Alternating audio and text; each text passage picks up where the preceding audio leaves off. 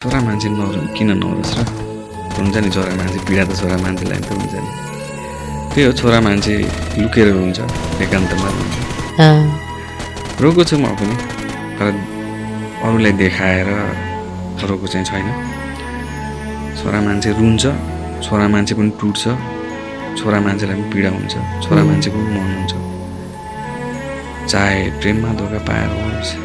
चाहे अन्य कुराहरूबाट धोका पाएर होस् चाहे असफल भएर होस् गर्दा गर्दै पनि केही पाए नलाएर होस् छोरा मान्छे रुन्छ नि हुन्छ है लुकेर रोको छ पीडा सबैको आफ्नो हुन्छ पर्नेलाई थाहा हुन्छ पीडा ढुङ्गाले हाने पनि पीडै हुने हो हतियारले काटे पनि पीडा नै हुने चोट त चोटै हो चाहे मायामा असफल भएर होस् कसैले धोका दिएर होस् मन त दुख्छ नि कति बेला मलाई के पर्छ कुन पीडाले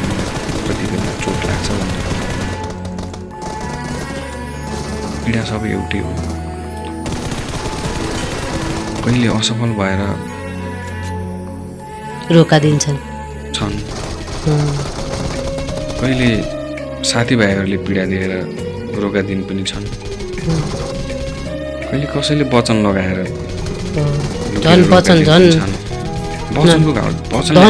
धेरै दुख्छ नि एकदमै दुख्छ नि चोट त बरु निको भएर जाला